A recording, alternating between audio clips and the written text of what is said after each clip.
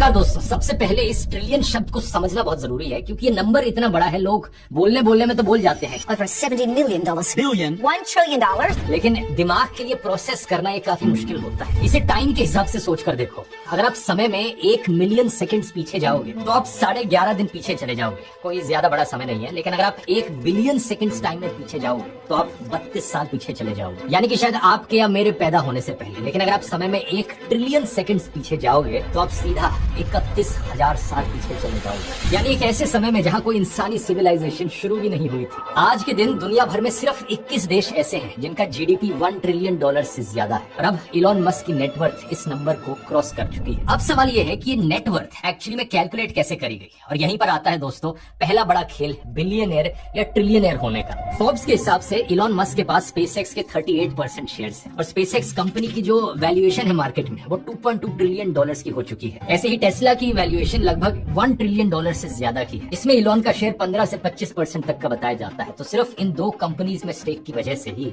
Elon को trillionaire घोषित किया गया है। लेकिन यहीं पर आती है पहली बड़ी प्रॉब्लम, और ये प्रॉब्लम सिर्फ इलॉन की ही नहीं बल्कि हर बिलियनियर लेवल के अमीर आदमी की है कि ये पैसा लिक्विड नहीं है। ऐसा नहीं है कि इनके बैंक अकाउंट में $1 ट्रिलियन पड़े हुए हों जिन्हें ये कभी भी बैंक से बाहर निकाल कर खर्च कर सकते हैं। ये सारा पैसा इन कंपनीज के शेयर्स में मौजूद है, और ऐसा भी नहीं है कि ये शेयर बेच दिया जाए तो सीधा बैंक अकाउंट में पैसा आ जाएगा। ये एक तरह की पेपर वेल्थ है। इलॉन मस्क खुद कह चुके हैं कि उनके पास सिर्फ 0.1% कैश है, और उनकी बाकी सारी नेटवर्थ शेयर से आती है। 0.1% ऑफ 1 ट्रिलियन होता है $1 बिलियन इन कैश। और यहाँ अगर उन्होंने अपने टेस्ला और स्पेसएक्स के शेयर्स बेचने की कोशिश करी तो तुरंत इन शेयर्स की कीमत मार्केट में क्रैश हो जाएगी, क्योंकि मार्केट में एक साथ बहुत सारे शेयर्स आ जाएंगे। दूसरे लोग जिन्होंने अपना पैसा इन कंपनीज में इन्वेस्ट कर रखा है उन्हें लगेगा कि अगर इलॉन शेयर बेच रहा है तो इसका मतलब ये कंपनी अब वैल्यूएबल नहीं रही, इसलिए लोग भी अपना पैसा बाहर निकालेंगे और सारी वैल्यू नीचे क्रैश कर जाएगी। तो मतलब समझ रहे हो दोस्तों, कुछ मायनों में ये सारी दौलत सिर्फ स्क्रीन पर दिखने वाला एक नंबर है जो दूसरों के भरोसे पर टिका हुआ है। जिस दिन मार्केट का मूड बदला ये पेपर वेल्थ गिरकर आधी हो सकती है। नेटवर्थ की असलियत दोस्तों इसके अलावा अब कंपनी के फंडामेंटल्स पर भी डिपेंड करती है कि कोई कंपनी कितना पैसा कमा रही है, क्या है उनका रेवेन्यू, क्या उनका प्रॉफिट है और कितनी प्रोडक्शन कर रही है वो। और यहीं पर आती है दूसरी प्रॉब्लम, एक ऐसा सवाल जो लोग स्पेसएक्स पर उठा रहे हैं, क्या इस कंपनी की वर्थ सही में $2 ट्रिलियन है? This massive valuation is also a test. Could all this hype make it seem worth more than it is? पिछले साल स्पेसएक्स की वैल्यू $400 बिलियन थी और अब $2.2 ट्रिलियन।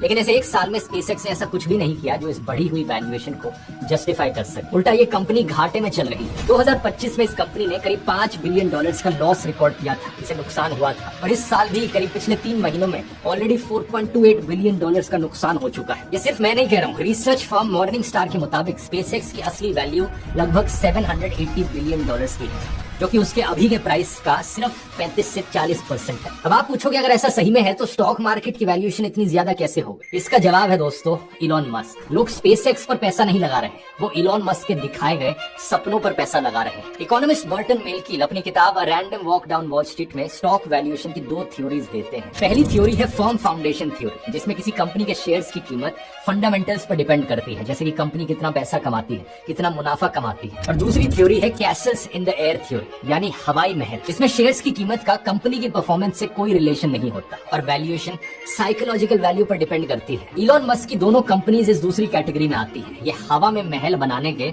उस्ताद हैं, बड़े बड़े सपने बेचते हैं, जैसे कि कहते हैं कभी कि प्लेनेट मार्स पर इंसान की बस्ती बनाएंगे, रोबोट टैक्सीज के सपने, स्पेस में डेटा सेंटर्स बनाने के सपने। और लोग ये बातें सुनकर कंपनी के शेयर्स के बजाय इन सपनों को खरीदते हैं। हार्वर्ड बिजनेस स्कूल के प्रोफेसर मिहिर देसाई तो इसे साफ साफ एक फाइनेंशियल कल्ट कहते हैं, जिसमें लोगों को भरोसा है कि प्रोडक्ट कुछ भी हो, अगर इलॉन मस्क का नाम जुड़ा है इससे तो सक्सेसफुल बना ही देंगे। लेकिन असलियत अगर आप गहराई से देखोगे तो इसकी ठीक उल्टी है। साल 2013 में इलॉन मस्क ने हाइपर लूप का कॉन्सेप्ट प्रपोज किया कि सुपर फास्ट ट्रांसपोर्टेशन के लिए ये हाइपर लूप्स होंगे जिसमें 600 मील प्रति घंटे की स्पीड से लोग ट्रैवल करेंगे। लोगों को जाकर प्रोमिस करने लगे, बोस्टन से न्यूयॉर्क हम सिर्फ आधे घंटे में पहुंच जाएंगे। Plane? No, Automobile? it's Transporter machine? it's a cross between a Concorde and a railgun. लेकिन असलियत ये सिर्फ एक कॉन्सेप्ट बना रहा और कुछ नहीं। 2023 में कंपनी बंद हो गई और एक सक्सेसफुल प्रोडक्ट नहीं बना पाई।